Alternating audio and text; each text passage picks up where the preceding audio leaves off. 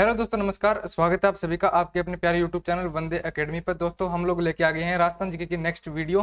अगर आप लोग सीईटी की तैयारी कर रहे हो, सीईटी 12th लेवल और ग्रेजुएशन लेवल दोनों के लिए, ये वीडियो आपके लिए बहुत ही शानदार रहने वाली है, क्योंकि इस क्लास से आपको हूबहू 30 के 30% देखने को मिलेंगे पेपर के अंदर। तो चलिए बिना किसी देरी के हम इस क्लास को शुरू करते हैं। अगर आपको राजस्थान जीके के लिए, राजस्थान सीईटी के लिए राजस्थान जीके पढ़ना है तो 99 रुपये के अंदर अपनी बुक की पीडीएफ आपको मिल रही है, जिसके अंदर से पूरा पेपर आने की 100% गारंटी है। पूरा पेपर आने की गारंटी है राजस्थान जीके के प्रश्नों की। तो आपको उस किताब से प्रश्न पढ़ लेने हैं, पीडीएफ खरीद के आपको उसको प्रिंट भी निकलवा लेना है और आप लोग उस किताब को अच्छे से पढ़ लीजिएगा। पीडीएफ प्राप्त करने का करना क्या है, 84 494 98 एक नंबर पे आपको व्हाट्सएप पे मैसेज करना है या फिर कॉल कर लेना है। यहाँ पे आपको पीडीएफ दे दी जाएगी। ठीक है दोस्तों, तो चलिए देखते हैं अपना पहला प्रश्न।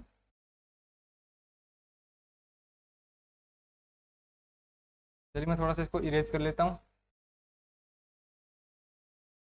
चलो, किस किले की प्राचीर को भारत की महान दीवार कहा जाता है? किस किले की दीवार को भारत की महान दीवार कहा जाता है? तो वो हो जाएगी कुंभलगढ़ के किले की दीवार को। चलिए नेक्स्ट प्रश्न देखिएगा।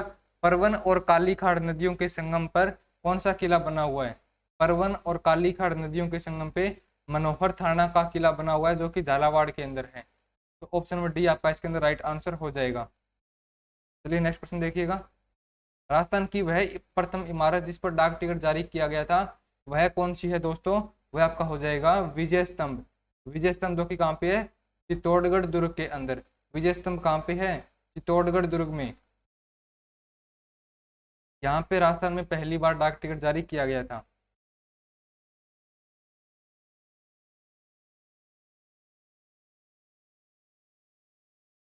चलिएगा नेक्स्ट प्रश्न देखिएगा। नवलखा किला कहाँ पर स्थित है? नवलखा दरवाजा तो दोस्तों था रणथंभौर दुर्ग के ऊपर, लेकिन नवलखा किला जो है ये कहाँ पे है? झालरा पाटन झालावाड़ के अंदर। कहाँ पे है दोस्तों? झालरा पाटन झालावाड़ के अंदर। के सुनसान परित्यक्त किले में विचरण करते समय मुझे ऐसा लगता है मानो मैं किसी भीमकाय जहाज की छत पे चल रहा हूँ। ह्यून का यह कथन राजस्थान के कौन से किले के बारे में कहा गया है? तो ये कहा गया चित्तौड़गढ़ के किले के बारे में। ऑप्शन नंबर बी आपका इसके अंदर राइट आंसर चला जाएगा, चित्तौड़गढ़ का किला। यानी यह किला इतना बड़ा है कि इसके ऊपर चलने पे ऐसा लगता है जैसे जहाज के ऊपर चल रहे हो।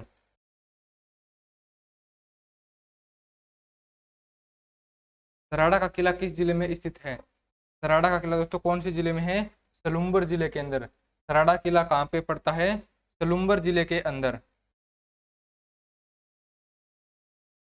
मैं ऐसे कई दुर्ग मुस्लिम के सिर के बाल के बदले वार दूं। जलालुद्दीन खिलजी ने यह कथन किस किले के बारे में कहा था? तो रणथंभौर के किले के बारे में। जब जलालुद्दीन खिलजी यह युद्ध हार गया था, तब उसने कहा था कि मैं ऐसे कई दुर्ग मुस्लिम के एक बाल के बराबर भी नहीं समझता हूं। तो ऑप्शन नंबर एक आपका इसके अंदर राइट आंसर जाएगा। जलालुद्दीन खिलजी ने 2 बार इस पे आक्रमण किया, दोनों बार वह असफल रहा था। तब उसने ये बात बोली थी गुस्से में आके। राजस्थान का सबसे बड़ा दुर्ग कौन सा है? चित्तौड़गढ़ का किला। ऑप्शन नंबर एक, चित्तौड़गढ़ किला राजस्थान का सबसे बड़ा दुर्ग है। ठीक है ना दोस्तों? चलो नेक्स्ट प्रश्न देखो। सर्वोत्तम विलास, गज विलास, जवाहर विलास, यह निम्न में से कौन से दुर्ग में स्थित है? कौन से दुर्ग के अंदर ये स्थित है?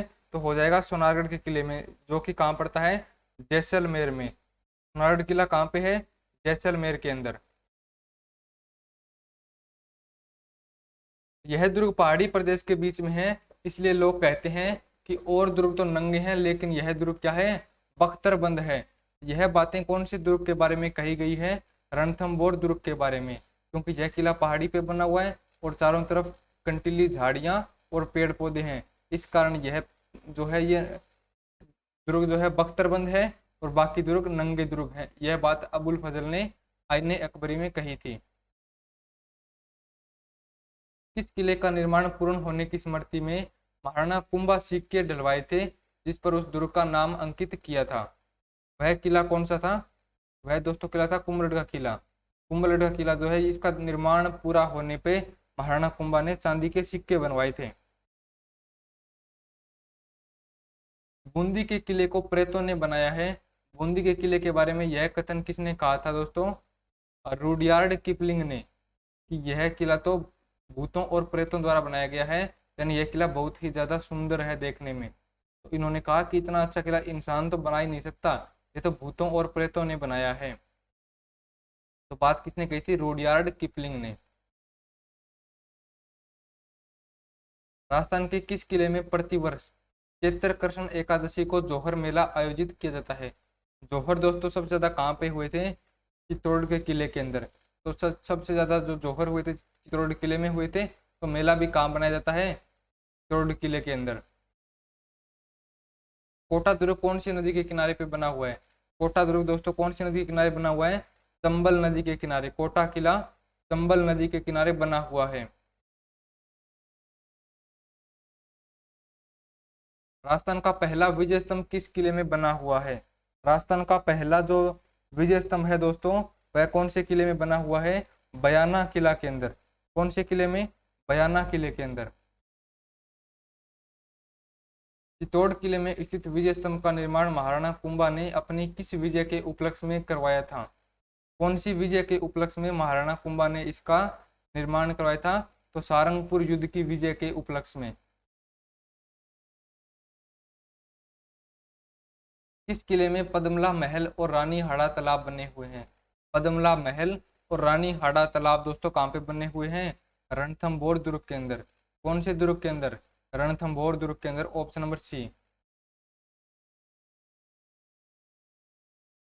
चित्तौड़गढ़ दुर्ग का आधुनिक निर्माता किसे कहा जाता है? महाराणा कुंभा को। इसका दोबारा निर्माण किसने करवाया था? महाराणा कुंभा ने। और पहले किसने करवाया था? चित्रांगद मौर्य ने। स्टार्टिंग में इसका निर्माण करवाया था चित्रांगद मौर्य ने, फिर महाराणा कुंभा ने इसका दोबारा निर्माण करवाया था। राजस्थान का कौन सा किला अपनी जल संग्रहण प्रणाली और विशाल टांकों के लिए प्रसिद्ध है? जिसमें टांके और जल संग्रहण की प्रणाली है वो सबसे अच्छी है, वो किला आपका है जयगढ़ का किला।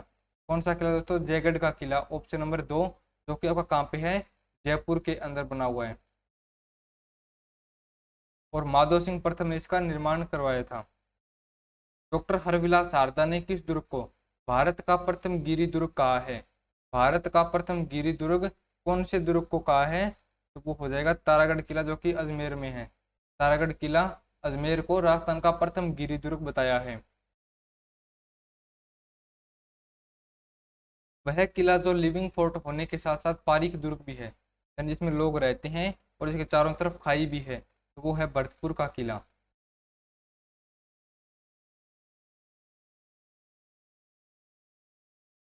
कौन सा किला बाणासुर दुर्ग और विजय मंदिरगढ़ भी कहलाता है? बाणासुर दुर्ग और विजय मंदिरगढ़ भी कहलाता है। तो ये आपका हो जाएगा बयाना का किला। कौन सा किला दोस्तों? बयाना का किला। डीग के किले का निर्माण किसने करवाया था? डीग के किले का दोस्तों निर्माण किसने करवाया था? बदन सिंह ने। किसने करवाया था? बदन सिंह ने। Option number B. चित्तौड़ के किले का निम्न में से कौन सा निर्माण कार्य महाराणा कुंभा ने नहीं करवाया था? रथ मार्ग और सातों प्रवेश द्वार, श्रृंगार चमरी, विजय स्तंभ और पद्मिनी महल। किस चीज का निर्माण महाराणा कुंभा ने नहीं करवाया था? तो वो था पद्मिनी महल। इसका निर्माण महाराणा कुंभा ने नहीं करवाया था। कौन से किले में फतेह बुर्ज और जवाहर बुर्ज बनी हुई है? फतेह बुर्ज और जवाहर बुर्ज कौन से किले में बनी हुई है? भरतपुर के दुर्ग के अंदर। मुगल मेवाड़ संधि के तहत मेवाड़ का कौन सा किला जहांगीर ने महाराणा अमर सिंह प्रथम को सौंप दिया था? कौन सा किला महाराणा अमर सिंह प्रथम को सौंप दिया गया था? तो वो किला था चित्तौड़ का किला। मैंने क्रेमलिन में जो कुछ भी देखा वह अल ब्रह्मा के बारे में जो कुछ भी सुना उससे बढ़कर यहाँ के महल हैं।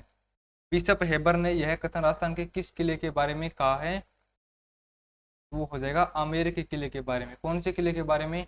आमेर के किले के बारे में।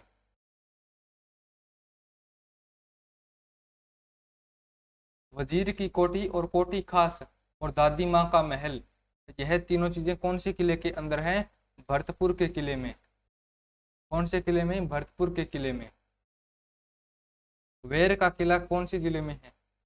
वेर का किला कौन से जिले में है ये बताओ।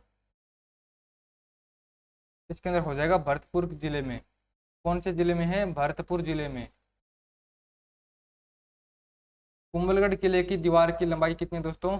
36 किलोमीटर। कितने किलोमीटर है? 36 किलोमीटर। कितनी हो जाएगी? 36 किलोमीटर। ऑप्शन नंबर सी। दोस्तों ये थे राजस्थान जीके के टॉप एमसीक्यू। आप लोग एक चीज ध्यान रखिएगा, क्लास आप लोग डेली रेगुलर लीजिएगा, चैनल को सब्सक्राइब कर लीजिएगा और हमारी बुक जो है इसको आप परचेज करके इसको पढ़ना स्टार्ट कर दीजिएगा, क्योंकि पेपर इससे बाहर नहीं जाएगा, पेपर पूरा पूरा इसके अंदर से ही छपने वाला है। तो आप लोग निश्चिंत रह के 99 रुपये के अंदर आप लोग ये बुक परचेज करके इसकी पीडीएफ को पढ़ना स्टार्ट कर दीजिएगा। ठीक है, तो चलिए आशा करता हूँ आप लोग मैसेज करके किताब परचेज करोगे और अपनी पढ़ाई को जारी रखोगे। तो ऐसी तरीके से पढ़ते रहिए, मस्त रहिएगा।